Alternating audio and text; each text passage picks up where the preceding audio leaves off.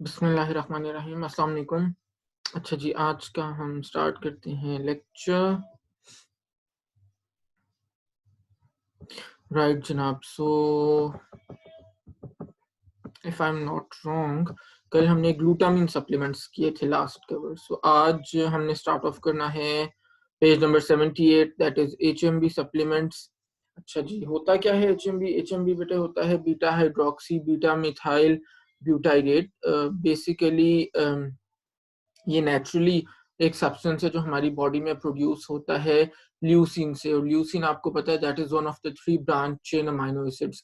Leucine होता है, isoleucine होता है, वेलिन होता है। ये 3 हमारे ब्रांच चेन अमाइनो एसिड्स होते हैं। सो जो इनमें से ल्यूसीन है वो रिस्पॉन्सिबल है for the synthesis of HMB. और इसके अलावा कुछ फूड से भी हमें एचएमबी नेचुरली मिल जाता है, से ग्रेप फ्रूट है या कैटफिश है। Catfish is a specific type of fish जिसके ऊपर एक खास पैटर्न के अंदर फिन्स होते हैं। So basically it's a family of fish. इसी तरह अल्फा अल्फा अल्फा अल्फा एक फूड क्रॉप है बेसिकली। नॉर्मली अगर आप देखो तो गांव वगैरह में, अगर आपने कभी सुना हो किससे, ये जो पेट्स को हम अपने कैटल को, बफेलोज को, जो हम अपने डालते हैं चारा वगैरह, वो नॉर्मली अल्फा अल्फा होता है। ठीक है, तो ये इनसे भी हमें एचएमबी, हमें मींस लिविंग ऑर्गेनिजम्स को एचएमबी मिलता बन जाता है। ठीक है, अच्छा जी, अब एचएमबी एग्जैक्टली करता क्या है? बहुत एब्सोल्युटली श्योर तो नहीं है रिसर्चर्स के क्या करता है, but it is thought that HMB basically cell की रिपेयर करता है आपकी। और ग्रोथ और रिपेयर जो है मसल टिश्यूज की, उसके अंदर भी हेल्प करता है। तो ऑब्वियसली जो एचएमबी सप्लीमेंट्स हैं उनका क्लेम यही है कि जनाब ये आपकी मस्कुलर डैमेज को पोस्ट एक्सरसाइज उसको डिक्रीज करेगा और आपकी मस्कुलर जो स्ट्रेंथ है उसको इंक्रीज करेगा। ठीक है, रिगार्डिंग इट्स एविडेंस बहुत ही डिवाइडेड किस्म की एविडेंस है। कुछ बहुत ही वीक स्टडीज से ये प्रूव हुआ कि जनाब जब हमने एथलीट्स को एचएमबी सप्लीमेंट्स दिए तो उनका मसल डैमेज कम हुआ आफ्टर रेजिस्टेंस ट्रेनिंग। जैसे एक रिसर्च के यहाँ पे रेफरेंस दिया हुआ है कि तकरीबन 1.2 केजी जो है वो मसल गेन हुआ जब हमने एथलीट्स को during and after exercise HMB supplements दिए compare to the control group. लेकिन ये है कि ये जितना भी रिसर्चेस हैं ये बहुत ही वीक हैं, बहुत ही शॉर्ट टर्म रिसर्चेस हैं। इसी तरह से इसके अगेंस्ट जो रिसर्चेस हैं जिन्होंने प्रूव किया कि जनाब कोई इफेक्ट नहीं है एचएमबी सप्लीमेंट्स आप दें या ना दें, कोई सिग्निफिकेंट डिफरेंस नहीं है। एक रिसर्च के यहाँ पे रेफरेंस दिया हुआ है कि जनाब उन्होंने 6 वीक्स के लिए 3 grams per day HMB supplements दिए 22 एथलीट्स को। और जब उन्होंने रिजल्ट्स को कंपेयर किया तो पता ये चला जनाब के जो मसल डैमेज था या मसल सोरनेस थी वो बिल्कुल सेम था, चाहे इंटरवेंशन ग्रुप था और चाहे वो कंट्रोल ग्रुप था। तो दोनों किस्म के ग्रुप्स में there was no difference at all. ठीक है जी, तो ये दोनों तरह के रिसर्चेस हैं बेसिकली हमारे पास। क्या एक एथलीट को ये चाहिए? Not really. अगर आप मुझसे पूछते हैं as a dietitian, not really. HMB से कोई ऐसी हमें कंक्रीट एविडेंस नहीं मिली कि हम किसी को स्पेसिफिकली एज अ सप्लीमेंट इसको रिकमेंड कर रहे हो कि जनाब आप जरूर कंज्यूम करें HMB supplements. Might be the benefit some athletes post exercise muscle damage के कॉन्टेक्स्ट में। लेकिन अगेन फिर वही बात है कि हम उसके बाद प्रोटीन तो लेते हैं, अपना प्रोटीन ड्रिंक लेते हैं, 4:1 की रेशो में कार्ब्स और प्रोटीन लेते हैं, तो वहां से भी तो हमारा मसल डैमेज कम ही होता है। तो we really don't need HMB supplements. ठीक है, अच्छा, फिर हमारे पास आ जाते हैं एमआरपीज, मील रिप्लेसमेंट प्रोडक्ट्स। अच्छा, meal replacement products basically 3 forms में अवेलेबल है मार्केट में। एक मिल जाते हैं इनके पाउडर्स, जैसे आप कैन या टिन को आपने ओपन किया, उसमें से पाउडर निकाला, उसका स्कूप लिया, उसको वाटर के अंदर मिक्स किया, कंज्यूम कर लिया, ये पाउडर फॉर्म हो गई। दूसरा रेडी टू ड्रिंक शेक्स होते हैं, जैसे हमारा फिजी ड्रिंक का कैन आप लेते हैं, बिल्कुल उसी तरह से जनाब आपने कैन लिया, उसको ओपन किया, उसको कंज्यूम कर लीजिए, रेडी टू ड्रिंक हो गया। तीसरा प्रोटीन बार्स होते हैं। प्रोटीन बार्स आपको पता है चॉकलेट की तरह की पैकेजिंग में आते हैं, आपने पैकेजिंग को ओपन किया, उसको कंज्यूम कर लिया, आपको इमीडिएटली प्रोटीन मिल गया। पहले कुछ साल पहले तक प्रोटीन बार्स नहीं होते थे, पाकिस्तान में मिलते थे, अब बहुत इजीली हर अच्छे बड़े स्टोर के ऊपर आपको प्रोटीन बार्स बहुत ही आसानी के साथ मिल जाते हैं। ठीक है, अब जनाब प्रोटीन मील रिप्लेसमेंट प्रोडक्ट्स में बेसिकली होता क्या है, इसके अंदर होता है बेटे प्रोटीन होता है ऑब्वियसली, फिर जनाब इसके अंदर कार्बोहाइड्रेट्स होते हैं, फिर जनाब इसके अंदर हेल्दी फैट्स होते हैं, और इसके साथ साथ इसके अंदर वाइटामिन्स और मिनरल्स भी होते हैं। तो ये बेसिकली कॉम्पोजिशन होती है मील रिप्लेसमेंट प्रोडक्ट्स की। अच्छा, एक जो डिफरेंस है वो आपने याद रखना है किस चीज़ के अंदर, मील रिप्लेसमेंट प्रोडक्ट्स के अंदर और प्रोटीन सप्लीमेंट्स के अंदर, जो अभी हम थोड़ी देर बाद आगे पढ़ेंगे भी। सो डिफरेंस ये है कि जो प्रोटीन सप्लीमेंट्स हैं वो सिर्फ और सिर्फ आपको देते हैं concentrated source of proteins, while on the other hand जो मील रिप्लेसमेंट प्रोडक्ट्स हैं वो आपको देते हैं बेसिकली कार्बोहाइड्रेट्स भी देते हैं, प्रोटीन्स भी देते हैं, हेल्दी फैट्स भी देते हैं, और इसके साथ साथ वो आपको ज्यादातर केसेस के अंदर वाइटामिन और मिनरल्स भी दे रहे होते हैं। ठीक है, तो ये डिफरेंस है मेजर कि जब आप प्रोटीन सप्लीमेंट्स लेते हैं तो you only get proteins, well on the other hand जब आप मील रिप्लेसमेंट प्रोडक्ट्स लेते हैं तो you tend to get carbohydrates and good fats as well along with some vitamins and some minerals। ठीक है, तो ये आप लोगों ने जहन में रखना है। अच्छा, और इनका क्या क्लेम है, बेसिकली एमआरपीज का क्लेम जनाब ऑब्वियसली ये है because they are high in calories, और आपको कंसंट्रेटेड सोर्स दे देते हैं कैलोरीज का, और इसके साथ साथ प्रोटीन्स में भी दे आर वेरी गुड। तो जनाब ये कहते हैं कि अगर आप हमारा लेंगे सप्लीमेंट तो आपको बेसिकली एक तो कैलोरीज अच्छी फॉर्म में मिल जाएंगी, दूसरा जनाब ये है कि आपका मसल मास भी गेन होगा। ठीक है, क्वेश्चन एक आ गया है, just a second.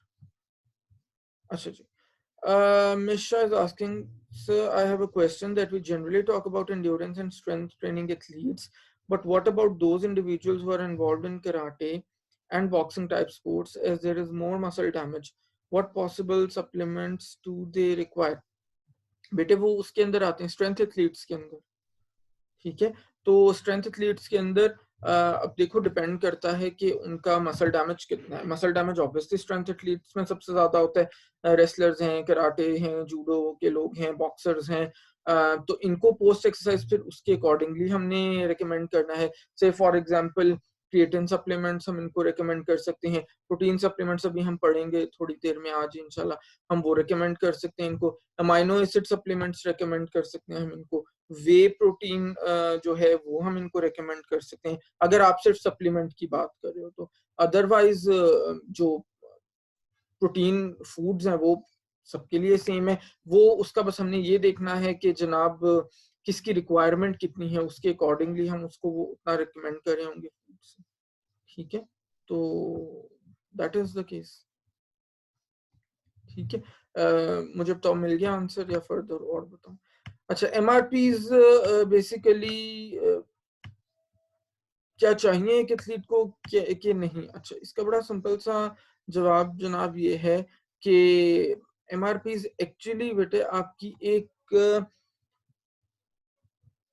Convenient replacement हो सकते हैं एक स्नैक के लिए या एक मेजर मील के लिए भी, चलो समटाइम्स आप इसको यूज कर सकते हो, लेकिन एडिशन हो सकते हैं, लेकिन आप इसको रिप्लेस मत करो अपने कंप्लीटली अपने फूड के साथ। यानी कहने का मतलब ये है कि because they are high in calories, they are an easy to go to food, तो इसका ये मतलब नहीं होना चाहिए कि जनाब आप फूड से अपना प्रोटीन ना लो या फूड से अपनी कैलोरीज मिनिमम कर दो और आपको चलो मील रिप्लेसमेंट प्रोडक्ट्स ही मैं यूज करूंगा through out the day. That is definitely not a good option. हाँ, आप इनको जरूर एक अगर आपकी कैलोरीज, जैसे मैंने कल भी बताया था कि एथलीट्स की कैलोरीज नॉर्मली बहुत ज्यादा होती हैं और सारा दिन बैठ के वो, उनका लाइफस्टाइल ऐसा नहीं होता कि वो सारा दिन बैठ के तो अपनी कैलोरी रिक्वायरमेंट्स पूरी करते रहे, तो वहां पे बड़ा अच्छा ऑप्शन है। जैसे हमने वो लिक्विड कार्बोहाइड्रेट्स की बात की थी ड्यूरिंग एक्सरसाइज, तो वहां पे जनाब उसी तरह ये मील रिप्लेसमेंट प्रोडक्ट अगर ऐसे अपॉर्चुनिटीज के अंदर यूज करें तो वो बड़ी अच्छी चीज है, वो बड़ा हैंडी हो सकते हैं उनके लिए कि जनाब अगर उनकी लेट से 3500 रिक्वायरमेंट्स है कैलोरीज की, वो पूरी नहीं हो रही,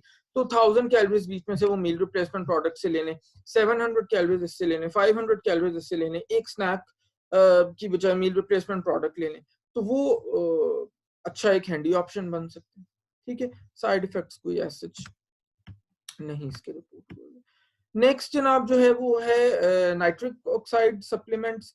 अच्छा, बड़ा मजेदार सा है नाइट्रिक ऑक्साइड बेटे। बेसिकली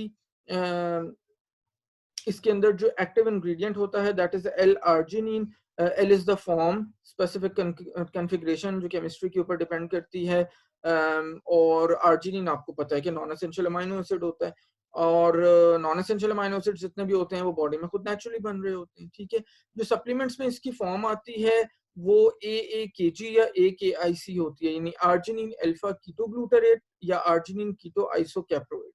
ठीक है, और बेसिकली होता ये है कि जो आर्जिनिन है हमारा, ये बॉडी में जो arginine which is the non essential amino acid, ये बॉडी में प्रोड्यूस होता है और ये रेडिली कन्वर्ट हो रहा होता है नाइट्रिक ऑक्साइड के अंदर। अच्छा, nitric oxide basically gas form में है नेचर वाइज, और इसका काम क्या है बॉडी में, ये बेसिकली हमारी करती है vasodilation, which is something good. Vasodilation means कि जो हमारी ब्लड वेसल्स हैं या कैपिलरीज हैं वो जो श्रिंक हो जाती हैं, कंस्ट्रिक्ट हो जाती हैं, उनको ओपन करती है, उनको डायलेट करती है, विच इज गुड। क्योंकि जब ब्लड वेसल्स या आर्टरीज कंस्ट्रिक्ट हो जाती हैं तो जनाब क्या होता है, हमारा जो ब्लड फ्लो है वो डिफिकल्ट हो जाता है, और आपको पता है सीवीडीज होने के भी चांसेस ज्यादा होते हैं, हार्ट तक ब्लड इजीली पहुंचता नहीं है। इसी तरह अगर हम एक्सरसाइज के परस्पेक्टिव में बात करें तो इसका मतलब है जनाब कि हमारा जो अगर वेजो कंस्ट्रिक्शन हुई भी होगी तो जो ऑक्सीजन है वो मसल्स तक नहीं पहुंच रहा होगा, न्यूट्रिएंट्स हैं वो मसल सेल्स तक नहीं पहुंच रहे होंगे। जब ऑक्सीजन और न्यूट्रिएंट्स मसल सेल्स तक नहीं पहुंचेंगे तो वो ग्रो कैसे करेंगे। ठीक है, तो नाइट्रिक ऑक्साइड बड़ी इंपॉर्टेंट है बॉडी में इस पर्सपेक्टिव के अंदर। अच्छा, अब ऑब्वियस सी चीज है कि जितना हमारी बॉडी में आर्जिनिन ज्यादा होगा, जाहिर है उतना ज्यादा वो नाइट्रिक ऑक्साइड को प्रोड्यूस करेगा और उतना ज्यादा इजीली मसल्स ग्रो करेंगे, क्योंकि मसल्स को ज्यादा ऑक्सीजन और ज्यादा न्यूट्रिएंट्स मिल रहे होंगे। तो इसी हिसाब से इनका भी एनओ सप्लीमेंट्स का, नाइट्रिक ऑक्साइड सप्लीमेंट्स का क्लेम ये है कि जनाब क्योंकि ऑब्वियसली जब आप हमारा सप्लीमेंट लेंगे तो क्या होगा, आपकी बॉडी में नाइट्रिक ऑक्साइड ज्यादा प्रोड्यूस होगा। जाहिर है जो नेचुरली प्रोड्यूस हो रहा है आर्जिनिन से वो तो कम है, वो तो एक लिमिटेड सर्टेन क्वांटिटी में डिपेंडिंग ऑन कि जी आर्जिनिन है कितना आपकी बॉडी में। जब आप एडिशनली ले ही नाइट्रिक ऑक्साइड रहे हैं तो वो डायरेक्टली उसी फॉर्म में जिस फॉर्म में आपको चाहिए, तो वो ये कहते हैं कि जनाब आपको जो नाइट्रिक ऑक्साइड है वो आपका मसल ग्रोथ के अंदर हेल्प करता है। ठीक है, बट रिगार्डिंग इट्स एविडेंस हमें जो आर्जिनिन का स्पेसिफिकली जो नाइट्रिक ऑक्साइड से बूस्टिंग इफेक्ट मिल रहा है मसल ग्रोथ के अंदर, वो हमें सिर्फ और सिर्फ रैट्स के अंदर नजर आता है। ह्यूमन ट्रायल्स कोई इस तरह के नहीं हुए जिनकी बेसिस पे हम ये कंक्लूड कर सकें या हम ये रेकमेंड करना स्टार्ट कर दें एथलीट्स को कि जनाब अगर तो आपने अपना मसल बिल्ड करना है या आपको मसल्स को जल्दी ग्रो करना है सो दैट उन तक ऑक्सीजन या न्यूट्रिएंट ज्यादा पहुंच सकें, तो आप नाइट्रिक ऑक्साइड सप्लीमेंट्स को लेना स्टार्ट कर दें। ठीक है, तो डेफिनेटली रिकमेंडेशन ये है कि more research needs to be done before we can finally reach to a certain conclusion. ठीक है, साइड इफेक्ट्स जो नॉर्मली इनकी सर्विंग होती है जो सप्लीमेंट के लेवल पे मेंशन होती है वो 20 ग्राम्स पर डे होती है और उसके ऊपर कोई साइड इफेक्ट्स नहीं है। हाँ, अगर आप उससे ज्यादा लेते हो, उसका अब्यूज करते हो तो फिर साइड इफेक्ट्स हैं। और साइड इफेक्ट्स क्या हो सकते हैं बेटे, वो ये हो सकते हैं कि वेजोडाइलेशन एब्नॉर्मल हो जाएगी। यानी देखो मैं मिसाल दे रहा हूँ, मुझे याद नहीं आर्टरी का 6 mm होता है diameter, if I am not wrong, I think, चलो मैं चेक कर लूंगा। अच्छा, जो स्पेसिफिक डायमीटर है ब्लड वेसल्स का, अब या तो उससे स्मॉल हो जाए, कंस्ट्रिक्ट हो जाए तो भी प्रॉब्लम, जितना ब्लड उसने पर यूनिट एरिया फ्लो करना है वो फ्लो नहीं कर रहा। अब जितना डायमीटर है अगर उससे एबनॉर्मली ज्यादा खुल जाए, ज्यादा ओपन हो जाए तो भी प्रॉब्लम है, क्योंकि blood would be going flowing all across the place ना। ठीक है, तो इसका मतलब है even then in that case that is also problematic. तो एबनॉर्मल वेजोडाइलेशन भी, चाहे वो नाइट्रिक ऑक्साइड की अब्यूज से हो या किसी भी वजह से हो, मेडिकल कंडीशंस की वजह से भी समटाइम्स वेजोडाइलेशन हो जाती है, तो वो भी that is also not good. ठीक है, तो ना वेजो कंस्ट्रिक्शन अच्छा है बॉडी के लिए, ना एबनॉर्मल वेजोडाइलेशन अच्छा। जो जितना डायमीटर है ब्लड वेसल्स का नेचुरली वही जाहिर है उसका बेस्ट, उसी के अंदर ब्लड फ्लो। ठीक है, अच्छा अब आ जाते हैं ऑल इंपॉर्टेंट प्रोटीन सप्लीमेंट्स की तरफ। ठीक है, प्रोटीन सप्लीमेंट्स बेटे 3 कैटेगरीज में हमने इन्हें डिवाइड किया हुआ है। नंबर 1 प्रोटीन पाउडर्स हैं जिनको आप वाटर में मिक्स करके कंज्यूम करते हो। Number 2 ready to drink shakes हैं, और नंबर 3 हाई प्रोटीन बार्स होते हैं, ठीक है। अच्छा, अब इनके अंदर होता क्या है, कोई भी तरह का आप फॉर्म, ये तो फॉर्म्स है ना, है तो ओवरऑल प्रोटीन सप्लीमेंट्स, कोई भी तरह का आप प्रोटीन सप्लीमेंट लो, इसके अंदर 3 चीजें आपको मिलेंगी नॉर्मली। एक मिलेगा वी प्रोटीन, एक मिलेगा केजीन प्रोटीन, और जनाब एक मिलेगा आपको सोया प्रोटीन। फिर चौथी तरह की ऐसी प्रोडक्ट्स भी होती हैं जिनमें ये तीनों का कॉम्बिनेशन होता है, यानी कुछ ऐसे प्रोटीन सप्लीमेंट्स होते हैं जिनमें जस्ट वे होता है, these are really really expensive। कुछ ऐसे प्रोटीन्स होते हैं जिनमें जस्ट केजीन होता है, वो नॉर्मली ज्यादा एक्सपेंसिव नहीं होते। कुछ ऐसे प्रोडक्ट्स होते हैं, प्रोटीन सप्लीमेंट्स होते हैं जिनके अंदर सोया प्रोटीन होता है, वो भी कोई ज्यादा एक्सपेंसिव नहीं होते। कुछ ऐसे प्रोटीन सप्लीमेंट्स होते हैं जिनके अंदर कॉम्बिनेशन ऑफ वे, केजीन और सोया होता है, वो भी काफी एक्सपेंसिव होते हैं, ठीक है। अच्छा, अभी हम पढ़ते भी हैं फर्दर डिटेल से। केजीन आपको पता है नॉर्मल मिल्क की जो प्रोटीन होती है उसको हम कहते हैं केजीन। और वे प्रोटीन क्या होती है, whey protein specific high quality protein होती है जिसको हम मिल्क से एक्सट्रैक्ट करते हैं, डेयरी प्रोडक्ट से एक्सट्रैक्ट करते हैं, और उनमें अमीनो एसिड्स का बड़ा हाई प्रोफाइल होता है, ठीक है। तो ये डिफरेंस है दोनों के अंदर। अभी हम देखते हैं कि दोनों में से क्या बेटर है हमारे लिए। अच्छा जी, अब प्रोटीन सप्लीमेंट्स करते क्या बेसिकली, एक तो ऑब्वियसली कंसंट्रेटेड सोर्स है आपके लिए प्रोटीन्स का, ठीक है। अच्छा, दूसरी चीज ये कि इनके अंदर जैसे मैंने बताया कि अगर तो वे है, तो वे आपका क्या करे, whey gives you high levels of essential amino acids, और ये जो high levels of essential amino acids हैं, ये बड़ा रेडिली डाइजेस्ट होते हैं, ये बड़ा रेडिली एब्जॉर्ब होते हैं बॉडी में, which is something very good. Post exercise recovery के परस्पेक्टिव में अगर आप देखो तो ये तो बहुत अच्छी बात है कि कैसा अमीनो एसिड का या प्रोटीन का आप प्रोफाइल ले रहे हो जो बॉडी में बहुत रेडिली एब्जॉर्ब हो रहा है, जो बॉडी में बहुत रेडिली डाइजेस्ट हो रहा है। So this is something very good, ठीक है। तो ये जनाब वे से फायदा हो गया अगर तो वे वाला आप ले रहे हो। अच्छा, इसी तरह अगर आप ले रहे हो केजीन तो वाला सप्लीमेंट, तो केजीन बेसिकली क्या करे, casein is a combination of slow digested and rapidly digesting proteins. तो ये भी आपको मसल ब्रेकडाउन से प्रोटेक्ट करने में हेल्प करता है, ठीक है। थर्डली, अगर आप सोया प्रोटीन की बात करो तो सोया प्रोटीन आपको पता है, मैं बहुत बार आपको बता चुका हूँ कि हाई बायोलॉजिकल वैल्यू प्रोटीन है, only plant protein which is high biological value, only plant protein which gives you the complete profile of essential amino acids. तो ये भी बड़ा अच्छा है आपके लिए।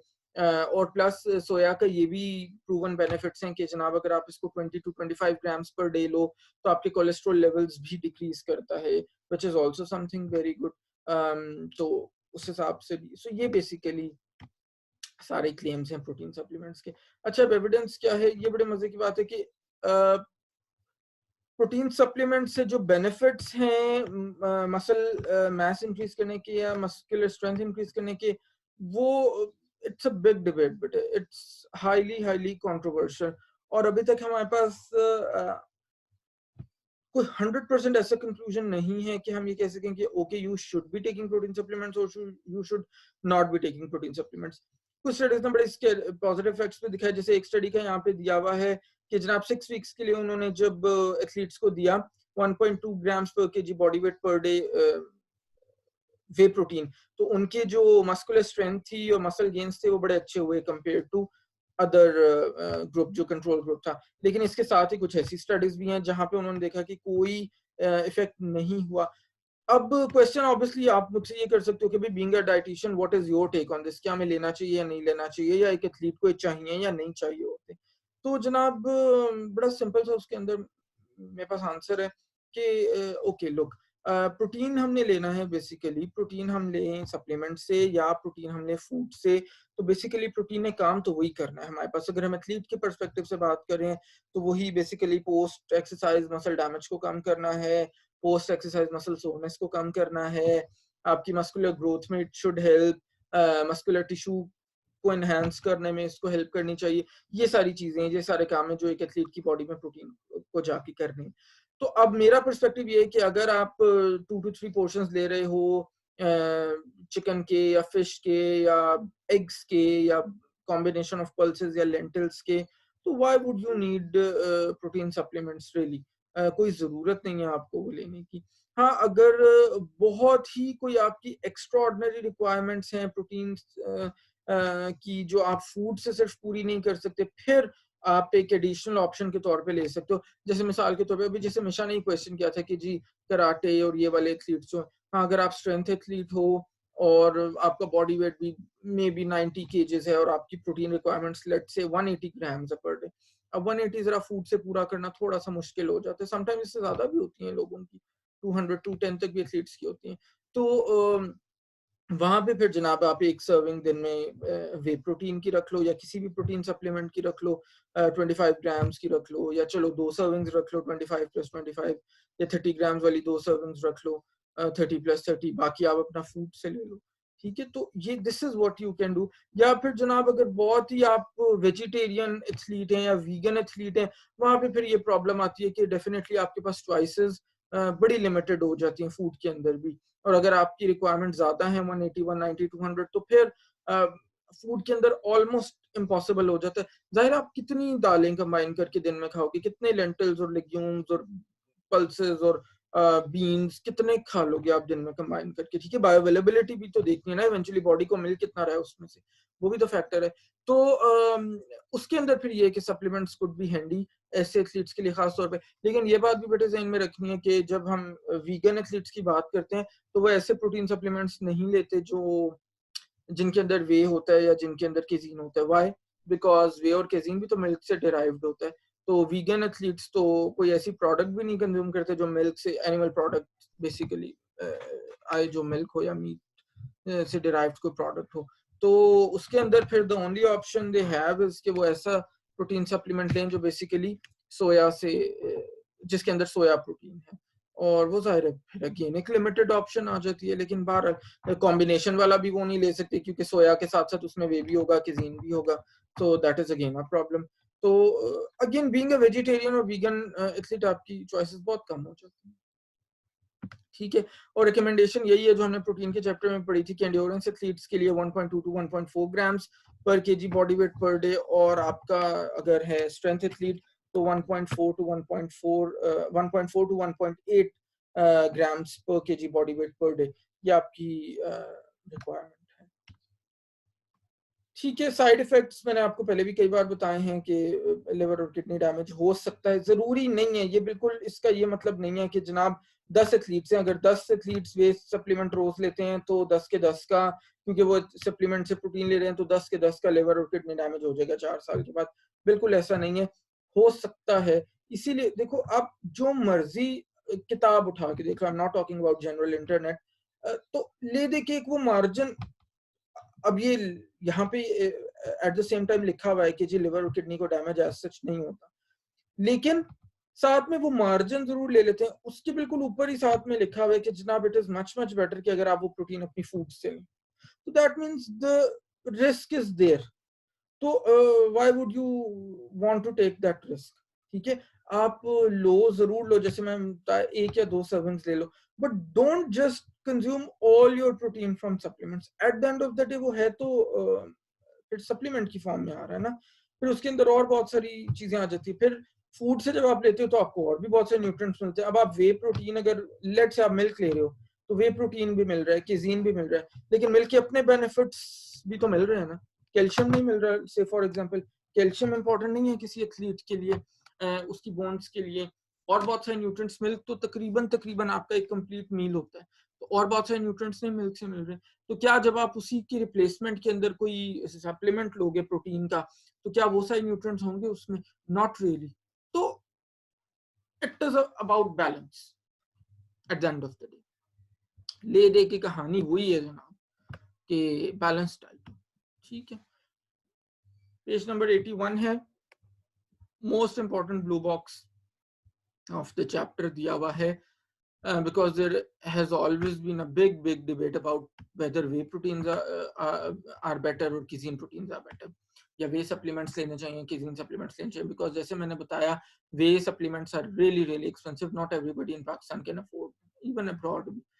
अच्छा, अब ज्यादातर जो रिसर्च है वे और casein के ऊपर, वो ज्यादातर रिसर्च ये बताती है कि दोनों के अंदर मसल मास या मस्कुलर स्ट्रेंथ की बात करें तो जो एथलीट्स वे प्रोटीन लेते हैं, वे सप्लीमेंट लेते हैं, या जो एथलीट्स केजीन सप्लीमेंट्स लेते हैं, दोनों के मसल मास में या मस्कुलर स्ट्रेंथ में कोई डिफरेंस एज सच नहीं होता। ठीक है, तो दैट मीन्स कि आप चाहे वे ले लो, चाहे किज़ीन सप्लीमेंट्स ले लो, that is the same thing. ठीक है, कुछ हैं स्टडीज़ ऐसी जिन्होंने ये भी कहा है कि वे प्रोटीन जब आप लेते हैं एज़ एन एथलीट तो आपका मस्कुलर स्ट्रेंथ बेहतर होती है, मसल गेन्स आपके बेहतर होते हैं। ठीक है जी, सो ऐसा भी है। अच्छा, अब थोड़ा-सा देख लेते हैं कि वे और केज़ीन में एक्चुअल डिफरेंस क्या है और कैसे क्या कहाँ से हम डिराइव करते हैं, कैसे करते हैं बेसिकली। अच्छा, वे की जब हम बात करें तो वे बेसिकली हम मिल्क से डिराइव करते हैं और 2 तरीके होते हैं। एक को हम कहते हैं माइक्रोफिल्ट्रेशन, जो बेसिकली एक फिज़िकल मेथड है जिसके अंदर एक हम माइक्रोफिल्टर लगाते हैं और उससे हम लिटरली फिज़िकली वे प्रोटीन्स को एक्सट्रैक्ट करते हैं। इसी वजह से एक्सपेंसिव होते हैं क्योंकि ये माइक्रोफिल्टर बड़ा एक्सपेंसिव होता है, माइक्रोस्कोपिक फिल्टर, और ज़ाहिर है ये कमर्शियली इंडस्ट्रियल प्रोसेस है, ये ऐसे घर में बैठ के हम नहीं कर सकते। दूसरा बेटे जो प्रोसेस है उसको आयन एक्सचेंज मेथड कहते हैं। आयन एक्सचेंज मेथड के अंदर इट्स अ केमिकल प्रोसेस। इसके अंदर हम वे प्रोटीन्स को on the basis of their charge, यानी again it's about chemistry which I am not very good at, but कि चार्ज किसका ज़्यादा है, किसका कम है, उसकी बेसिस पे हम ऑटोमैटिकली वो सेपरेट आउट कर देते हैं। जो स्पेसिफिक चार्ज वे प्रोटीन्स का है उसकी बेसिस पे वे प्रोटीन्स को सेपरेट कर देता है और जो बाकी प्रोटीन्स हैं उनका चार्ज वे प्रोटीन से डिफरेंट है तो उनको सेपरेट कर देता है। ठीक है जी, तो this is what this is how this can be extracted. अच्छा, वे प्रोटीन का जो बायोलॉजिकल वैल्यू होता है जाहिर है वो ओवरऑल जब हम होल मिल्क से कंपेयर करें तो वो ज्यादा होता है क्योंकि वो सिर्फ कंसंट्रेटेड सोर्स है ना, high profile of amino acids का, तो दैट इज वाई। अच्छा, ये डाइजेस्ट भी क्विकली होता है, ये एब्जॉर्ब भी क्विकली होता है। इसका मतलब है कि पोस्ट एक्सरसाइज अगर हम बात करें तो जाहिर है क्विक एब्जॉर्प्शन है, क्विक डाइजेशन है, तो this is a very very good option post exercise. ठीक है। अच्छा, एक रिसर्च का यहाँ पे रेफरेंस दिया हुआ है, कैनेडियन रिसर्च है जहाँ पे उन्होंने जब वे प्रोटीन दिया तो 2 बेनिफिशियल इफेक्ट्स उन्होंने देखे एथलीट्स के अंदर वे प्रोटीन देने के। नंबर 1 बेनिफिशियल इफेक्ट ये था कि उनके अंदर ग्लूटाथायोन की जो प्रोडक्शन थी उसने वो स्टिमुलेट हुई। यानी जब उन्होंने रिसर्चर्स ने एथलीट्स को वे प्रोटीन दिया तो उन्होंने ये देखा कि उन एथलीट्स की बॉडी में ग्लूटाथायोन ज्यादा प्रोड्यूस हो रहा था। वे ने जाके ग्लूटाथायोन की प्रोडक्शन को स्टिमुलेट किया। उससे क्या फायदा होता है जनाब? अच्छा, ग्लूटाथियोन आपको पता है it's very powerful antioxidant. Antioxidant जब भी आप इंटेंस वर्कआउट करते हैं, इंटेंस एक्सरसाइज करते हैं, इवन वैसे तो माइल्ड एक्सरसाइज में भी, लेकिन इंटेंस में तो खास तौर पे आपके फ्री रेडिकल ज्यादा प्रोड्यूस होते हैं और definitely at that time your body needs to have good profile of antioxidants, और glutathione comes in very very handy at such a time जब यानी आपकी बॉडी में फ्री रेडिकल ज्यादा है, ग्लूटाथियोन ज्यादा प्रोड्यूस हो रहा है, तो जाहिर है वो आपको ज्यादा सपोर्ट करेगा और आपकी इम्यूनिटी को एनहांस करेगा। दूसरा जो बेनिफिशियल इफेक्ट उन्होंने देखा रिसर्चर्स ने वो ये था कि ये जो वे प्रोटीन है ये बेसिकली मसल ग्रोथ को भी स्टिमुलेट करता है। और वो कैसे करता है मसल ग्रोथ को स्टिमुलेट? बेसिकली वे प्रोटीन स्टिमुलेट करता है production of IGF-1, insulin like growth factor 1। आपने शायद कहीं, if I am not wrong, FSc में पढ़ा होगा IGF-1, insulin like growth factor 1। ये क्या होता है? ये लिवर में प्रोड्यूस होता है, हार्मोन है बेसिकली। और इसका काम काम क्या होता है? बेसिकली जो मसल्स के अंदर प्रोटीन सिंथेसिस हो रही होती है इसको ये प्रमोट करता है, इसको ये सपोर्ट करता है। तो जाहिर है दोनों बड़े बेनिफिशियल इफेक्ट्स अगर हम एथलीट्स की पर्सपेक्टिव में बात करें तो केजीन क्या करता है? नंबर 2 अगर हम केजीन की बात करें, केजीन अगर हम अगेन हम मिल्क से ही डिराइव करते हैं, लेकिन केजीन में जैसे मैंने पहले भी बताया था it's a combination of slow and rapid digesting proteins. इसका भी वैसे बायोलॉजिकल वैल्यू ज्यादा होता है अगेन क्योंकि सारे हम कंसंट्रेटेड फॉर्म में स्पेसिफिकली जब हम मिल्क एज अ होल लेते हैं तो बायोलॉजिकल वैल्यू रिलेटिवली कम है, उसका भी ज्यादा है मिल्क का बट रिलेटिवली कम है। जब हम केजीन या वे को सेपरेटली लेते हैं तो सारे उनका biological value compare to whole milk ज्यादा है क्योंकि मिल्क में फिर और भी बहुत सारी चीजें आ जाती हैं, इसके अंदर सिर्फ कंसंट्रेटेड यही केजीन या यही वे होता है सिर्फ। ठीक है, और केजीन भी ज़ाहिर है आपका पोस्ट एक्सरसाइज सोरनेस जो है, पोस्ट एक्सरसाइज आपका जो मसल है, मसल डैमेज है उसको कम करता है, सोरनेस को कम करता है, मे बी मसल ग्रोथ में भी हेल्प करे। तो ये है जनाब आपकी सारी वे वर्सेस केजीन की आपकी कंपैरिजन। अब अगर आप मुझसे पूछोगे कि जनाब क्या कंक्लूजन है, हमें वे लेना चाहिए कि जीन लेना चाहिए, तो भाई बड़ा सिंपल सा कंक्लूजन ये है कि इफ यू कैन अफोर्ड, आप वे प्रोटीन लो, एक सर्विंग ले लो दिन में। वे प्रोटीन काफी एक्सपेंसिव, 20-25-30 हजार का पाकिस्तानी मार्केट में भी है एक पैकिंग, तो आप लो। इफ यू कांट अफोर्ड तो आप मोर और less same effects you can derive from having casein supplements या अदर सोया सप्लीमेंट्स भी, इवन अगर उसके साथ आप ऐड करे हो right kind of exercise, muscle को राइट काइंड ऑफ स्टिमुलस मिल रहा है ग्रोथ के लिए, तो आप उससे भी ले सकते हो। सो डज नॉट मीन कि वे कोई आखिरी चीज है दुनिया में जो अगर आप अफोर्ड नहीं कर सकते या आप नहीं परचेज कर सकते तो आपका मसल मैस अच्छे से गेन नहीं होगा या आपकी मस्कुलर स्ट्रेंथ उतनी नहीं होगी। ओके, फरवाज इज आस्किंग सर, जो हम होममेड मोज़रेला चीज बनाते हैं उसमें वे और किजीन का क्या रेशो है, क्योंकि वो भी मिल्क से एक्सट्रैक्ट करते हैं। बेटा मुझे देखना पड़ेगा, वैसे मुझे ज़बानी तो नहीं याद होममेड मोज़रेला चीज में क्या रेशो होता है। हाँ ये बात ठीक है, आपकी मिल्क से ही एक्सट्रैक्ट करते हैं तो चीज बड़ा अच्छा सोर्स है होममेड, खास तौर पे कमर्शियल भी वैसे करते तो उसी तरह एक्सट्रैक्ट है, उसमें खैर और चीजें ऐड कर देते इसलिए मना करते हैं।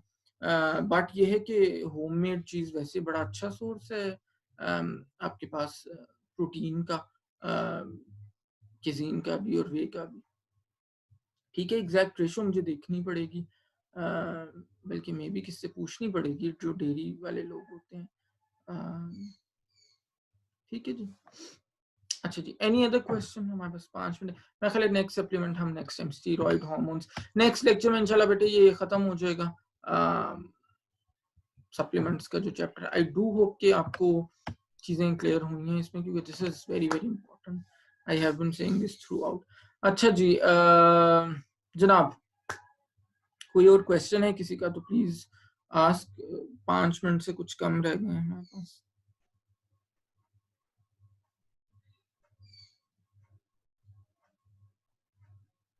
जी जनाब।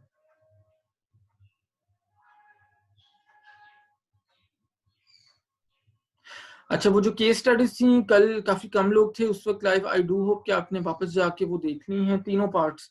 अगर नहीं देखे तो जरूर आप लोगों ने देख लेने, जो भी लोग इस वक्त मेरी बात सुन रहे हैं और कोई चीज नहीं समझ आती तो डू आस्क मी, क्योंकि वो आपके एग्जाम्स के पर्सपेक्टिव से भी काफी ज्यादा इंपॉर्टेंट है, और मे बी उसी से मिलती जुलती मैं कुछ क्वेश्चंस कुछ केस स्टडीज आपको न्यूज से मिलती जुलती, आई मीन अब मैंने आपको आइडिया दे दिया है, तरीका बता दिया है कि किस तरह से how are you supposed to solve such case studies, तो you should be able to solve any case study अगर आपके एग्जाम में आती है तो। ठीक है, अभी एग्जाम का भी नहीं कंफर्म कि किस पैटर्न पे होगा, बट बहरहाल जिस पैटर्न पे भी हो, ऑनलाइन हो या ऑफलाइन हो, आपको पता है मेरी ज्यादा, मैं हमेशा मना करता हूँ कि don't try to cram the things, रट्टा लगाने की जरूरत नहीं है, और चीजों को समझ के अंडरस्टैंड करके। ठीक है जी। सर मुझे तो इस दफा चीजें कंफ्यूजिंग लग रही हैं, कोई सॉलिड रिकमेंडेशन ही नहीं है, सब में एक्सेप्शंस हैं, पता नहीं। हाँ ये बात ठीक है। अच्छा मजे की बात बेटा मैं बताऊं, देखो वजीहा ने बड़ी अच्छी बात की है कि ये स्पोर्ट्स के कोर्स में जितना प्रोफेशनल आप होते जाते हो ना, और जितना हायर लेवल पे जाते जाते हो, उतना ज्यादा आपका जो है रिकमेंडेशंस जनरलाइज होती जाती हैं, और उतना ज्यादा मार्जिन आप लोगों को ज्यादा देते जाते हो, और उतना ज्यादा स्ट्रिक्ट लाइंस जो आप ड्रॉ करते हो वो उतनी कम करते जाते हो। ये बात याद रखना, जो भी अच्छा प्रोफेशनल डाइटिशियन होगा ना वो हमेशा आपको यही बात करेगा eight the end of the day. जैसे मैं हमेशा कहता हूँ कि मैं ये नहीं कह रहा मैं अच्छा डाइटिशियन हूँ, मैंने इस सेंस में नहीं कहा, मैं कह रहा हूँ कि जैसे मैं हमेशा कहता हूँ कि eight the end of the day it's all about a holistic approach. It's all about a balanced diet. It's all about the right kind of exercise. अगर हम स्पोर्ट्स न्यूट्रिशन की बात करें ठीक है?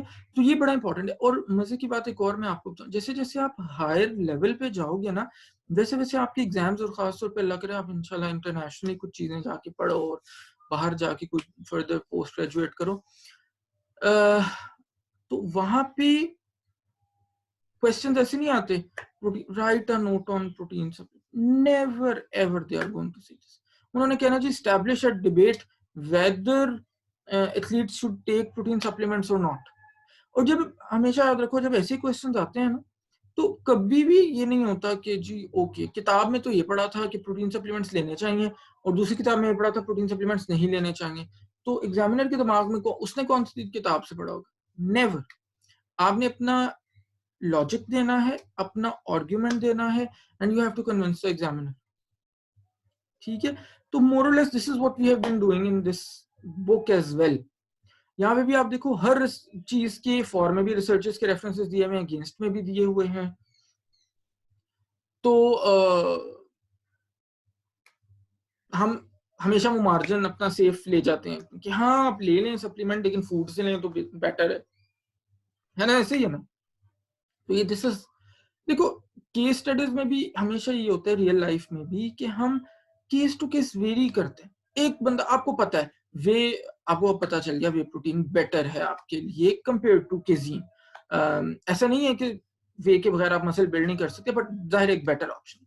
एक एथलीट आपके पास आता है जी, यू नो गुज्जर खान की किसी गांव से आया है वो आपके पास, और वो कहते हैं जी मैं I want to be a cricketer, और मैं तो आपकी फीस भी अफोर्ड नहीं कर सकता, मैं किसी उधार लेके आया हूँ। तो जनाब मैंने मसल बिल्ड करना है जल्दी से, 3 महीने में मेरे ट्रायल्स हैं अंडर 16 के, तो मेरा मसल बिल्ड करा दें। तो अब आप क्या उसको कहोगे कि क्योंकि आपने अनीता बीन की किताब में पढ़ा था कि वे प्रोटीन बेटर है, तो उसको वे प्रोटीन लिख के दे दोगे 28,000 का? वो कहेगा मुझे तो अपने आप को बेचना पड़ेगा 28,000 का सप्लीमेंट लेने के लिए। Getting my point? किस तरफ मैं जा रहा हूँ? तो फिर वहां पे आप सिनेरियो बेस्ड रिकमेंडेशंस करते हो, और वो तभी हो सकती है जब आपको होलिस्टिक नॉलेज होगा। तो बाय आस्किंग सर प्लीज मिड्स के रिगार्डिंग कुछ क्लियर बता दें, बहुत कंफ्यूजन है, कोई भी सही से नहीं बता रहा। इसलिए बेटा नहीं बता रहा क्योंकि किसी को भी सही से नहीं पता। तो कोई कोई कोई अभी हायर टॉप मैनेजमेंट से कोई अभी तक नहीं आई है ऐसी चीज जो मैं आपको फर्दर एलैबोरेट करके बता सकूं। ठीक है जी, क्लास का टाइम खत्म हो गया, हम इंशाल्लाह नेक्स्ट लेक्चर में मिलेंगे। So stay safe and take care. अल्लाह हाफ़िज़।